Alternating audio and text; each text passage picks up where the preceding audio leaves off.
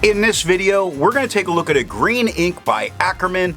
Akkerman's number 25, because I can't pronounce those Dutch words. As always, there's timestamps down below so you can skip around, but if you've got the time, I'd appreciate you checking out the entire video. Also, down in the description is a link to the green ink playlist, so if you want to see more, you can find that there. I'm an ink guy, and let's get into the first writing sample done on 90 GSM Clairfontaine. No bleeding, no ghosting. We have no feather, spread, halo sheen. We are getting some shading in the stub, in the extra fine, and in the medium. Now, the extra fine is generally the same tone as the stub, while the extra fine is in general lighter than the extra fine, while the medium is in general lighter than the extra fine or the stub. Extra fine took 10 seconds to dry, and the medium took 22. Now, the scrubby of the medium shows more color variation, the extra fine shows none, but we get plenty of shading in the writing, and the smear test you could recover if you smeared while you were writing. To have a range of experience with this ink, all of the writing samples are done with a Jinhao 159 with a 1.1 stub, a Jinhao X450 with a medium, and a Jinhao X750 with an extra fine. Then a Kaweco Sport with a broad nib was inked up, used for day, and used to take the notes for this video. The next writing sample is done on 52 GSM Tomoe River.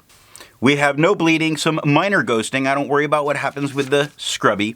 We have no feather, spread, halo sheen, and no shade. We do have a slight tone variation on the medium that looks just a little bit lighter than the extra fine or the stub. The extra fine took 15 seconds to dry, while the medium took 39. The scrubby for both, well, the scrubby of the extra fine shows no color variation, while the medium shows a little bit, but we're not getting any shading in the writing. The smear test you could not recover if you smeared while you were writing. I agree with Vita. There's a lot to learn by doing multiple chromatographies. The one on the left is done the way it's supposed to be done. A line of ink is put down, and then it's put in the water for 10 to 15 seconds. And we see that this ink really does move away from the water. It all gathers at the top. We can also see that we get only a green dye, which is sort of meaning that I don't expect any kind of shading here. The one on the right is let dry for 10 minutes before it's put into water, and it looks exactly the same, which shows us we're going to have no resistance with this ink.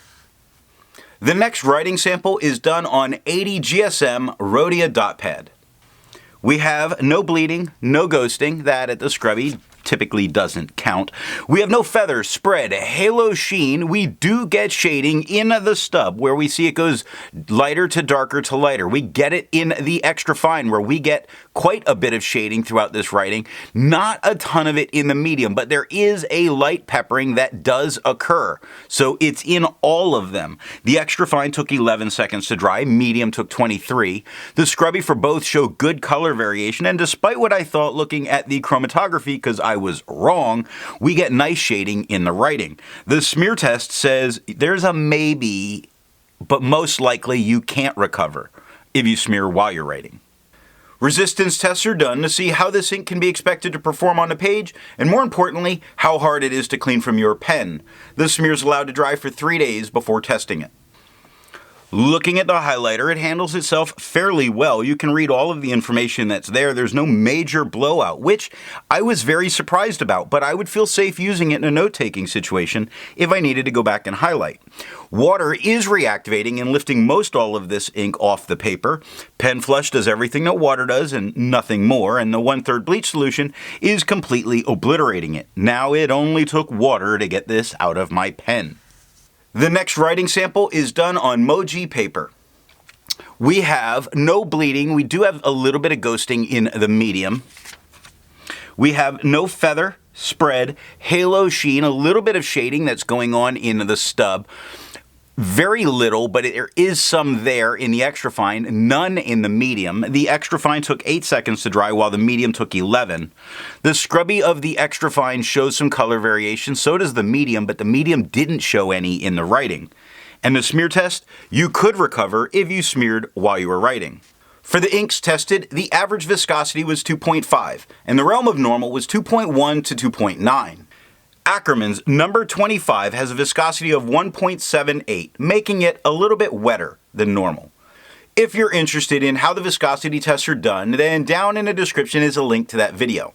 The next writing sample is done on moleskin paper. Now we have a significant amount of bleed that happens on the medium. None of that touched the page underneath. We also get a significant amount of spotting that's occurring with the extra fine. Again, none of this touches the page underneath. However, I do think all of it makes the back of the page unusable.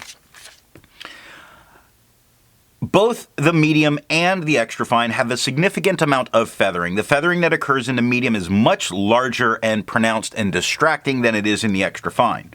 Neither of them have spread, have halo, have sheen, have shade. The extra fine took 4 seconds to dry and is a tad bit lighter than the medium.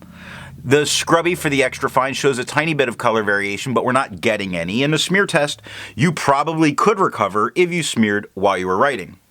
For the inks tested, the average dry time was 17 seconds, and the realm of normal was 13 to 21 seconds. Akkerman's number 25 has an average dry time of 20 seconds, meaning it's normal in its dry time. The last writing sample is done on 20-pound copy paper. We have a ton of bleeding, and the thing that really matters here is the medium. Right up here where the Akkerman is written, there was some spotting on the page underneath. Not with the extra fine, but in its entirety, you couldn't use the back of the page, even though you don't ruin the next page with the extra fine. Both the medium and the extra fine have some feathering. Now, the feathering on the extra fine is much more manageable than it is on the medium. The medium has a bunch of spread and it really comes together. Part of that is my horrendous handwriting. There's spread on the medium. I see it as much more manageable that's here, but the extra fine, sorry, I called it a medium. The extra fine becomes more like a medium. That medium became more like a broad. We have no halo, no sheen, no shade.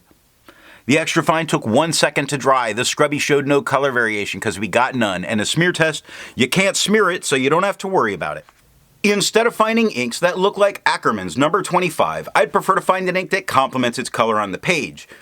Now I decided to go with a nice orange ink, and I chose one from Elixir Tangerine, because it's real orange. Tangerine. If you'd prefer a different complement color, then down in the description are links to those playlists. So what do I think of Akkerman's number 25? As a tone, this gets me thinking about wet grass. It's pleasant to look at. I like the way it shades when it's giving that shading. It just makes me smile, as seeing a field of wet grass would make me smile. So what nib and pen are going to give the best writing experience with this ink? When I was using a wet broad, I really felt like I was just losing something very nice about this ink, where a medium flow fine or medium nib really gave me that tone that, again, that wet grass look to it, and I wound up enjoying it much more than I was expecting initially. I hope you got something out of this video, and in the next video, we're going to take a look at Noodler's Fox.